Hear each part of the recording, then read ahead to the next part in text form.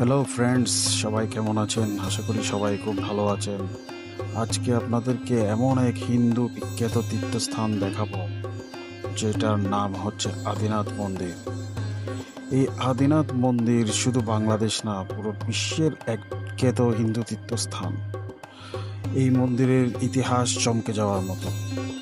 আপনারা হয়তো অনেকেই জানেন না, একজন মুসলমান এই মন্দিরের প্রতিষ্ঠা করেছিলেন এবং মর্যাদা দিয়েছিলেন।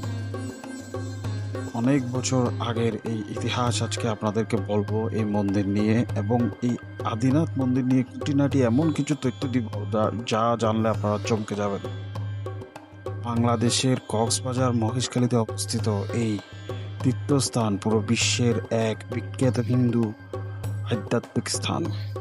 আজকে এই মন্দির দেখাবো এবং এই মন্দিরে কিভাবে যাবেন। আমরা কক্সবাজার থেকে গিয়েছিলাম, আপনারা কিভাবে এই মন্দিরে কক্সবাজার থেকে আসবেন বা অন্য কোনো দিক থেকে আসবেন, খরচ কত পড়বে, সব বিস্তারিত তথ্য জানাবো। সাথে সাথে এই মন্দিরের অলৌকিক ইতিহাস আপনাদেরকে বলবো, যা অনেক মানুষই জানে না। প্রতি বছর লক্ষ লক্ষ মানুষ বিভিন্ন দেশ থেকে এখানে আসে এই পুণ্য তীর্থ ভ্রমণ করতে, দর্শন করতে। আপনারাও দেখুন, ভিডিও ভালো লাগলে চ্যানেল সাবস্ক্রাইব করবেন, আপনাদের মতামত দিবেন, কিছু জানার থাকলে জিজ্ঞেস করবেন, কে কোথা থেকে দেখেছেন সেটা জানাবেন। ধন্যবাদ।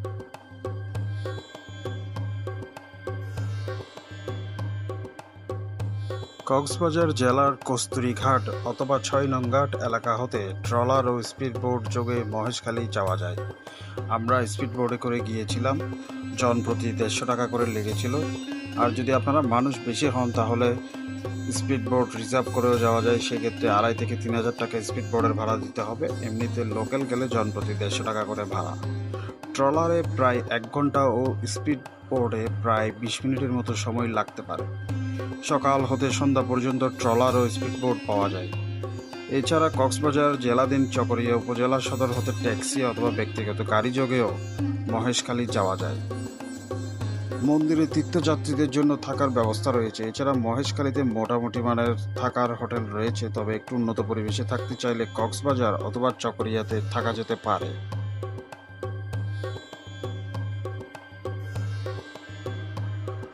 আদিনাথ মন্দির বাংলাদেশের বিখ্যাত অন্যতম হিন্দু মন্দির। এটি বাংলাদেশের উপকূলীয় শহর কক্সবাজার থেকে প্রায় ১২ কিলোমিটার দূরের দ্বীপ মহেশখালীতে অবস্থিত। হিন্দু সম্প্রদায়ের দেবতা দেবাদিদেব মহাদেবের নাম অনুসারে এই মন্দির প্রতিষ্ঠিত হওয়ায় মন্দিরটি শিব মন্দির নামেও বহুল প্রচলিত। কক্সবাজার জেলার মহেশখালী উপজেলার ছোট মহেশখালী ইউনিয়নের ঠাকুরতলা গ্রামে এই মন্দিরটি অবস্থিত, যা সমুদ্র সমতল থেকে প্রায় ৮৫ মিটার উঁচুতে। এই মন্দিরটি রামায়ণ খ্যাত মৈনাক পাহাড়ের চূড়ায় নির্মিত, যা সমতল থেকে ৬৯টি সিঁড়ি ভেঙে উঠতে হয়। আদিনাথের অপর নাম মহেশ্বর। এই মহেশ্বরের নাম অনুসারে মহেশখালী নামকরণ করা হয়েছে।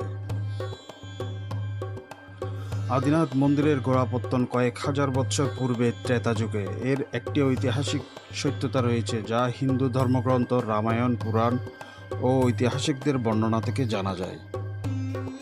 ত্রেতা যুগে রাম রাবণের যুদ্ধের কথা ধর্মগ্রন্থে পাওয়া যায়। রাবণ লঙ্কা যুদ্ধে রামের সঙ্গে জয়লাভের জন্য দেবাদিদেব মহাদেবের কাছে অমরত্ব বর প্রার্থনা করেছিলেন। মহাদেব এই সময় কৈলাসে ধ্যানমগ্ন ছিলেন। তিনি রাবণের আরাধনায় সন্তুষ্ট হয়ে তাকে অভীষ্ট সাধনে বরদান করেন এবং শর্ত দেন, শিবরূপী ঊর্ধ্বমুখী শিবলিঙ্গকে কৈলাস হতে বহন করে লঙ্কায় নিয়ে যেতে হবে এবং প্রতিমধ্যে কোথাও রাখা যাবে না। যদি রাখা হয় তবে মহাদেব সেই স্থানে অবস্থান নেবেন এবং রাবণের অভীষ্ট সাধন হবে না। শর্তানুসারে রাবণ শিবলিঙ্গ বহন করে লঙ্কার উদ্দেশ্যে গমন করেন, তবে প্রতিমধ্যে প্রাকৃতিক কর্ম সম্পাদনের লক্ষ্যে বর্তমান মহেশখালীর মৈনাক পর্বতে থামতে বাধ্য হন। পরবর্তীতে শর্তানুসারে রাবণ শিবলিঙ্গ পুনরায় উঠাতে ব্যর্থ হন এবং মহাদেব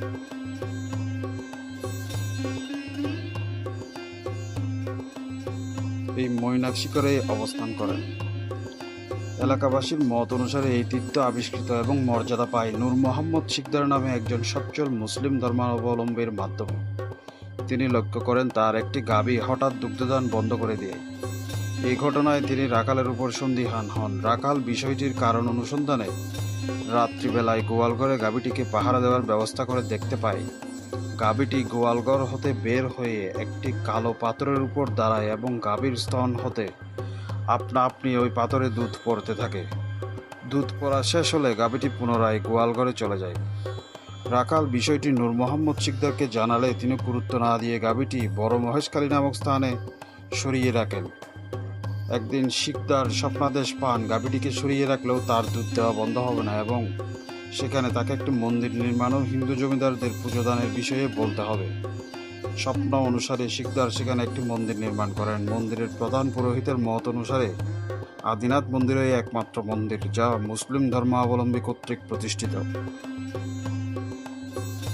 মৈনাকশিকরে আদিনাথ মন্দিরের পাশে অষ্টভুজারূপী দেবী দুর্গার একটি মন্দির রয়েছে। জনশ্রুতি রয়েছে নূর মোহাম্মদ শিকদারই অষ্টাভুজাকে সুদূর নেপাল থেকে এখানে এনে প্রতিষ্ঠিত করার স্বপ্নাদেশ পান।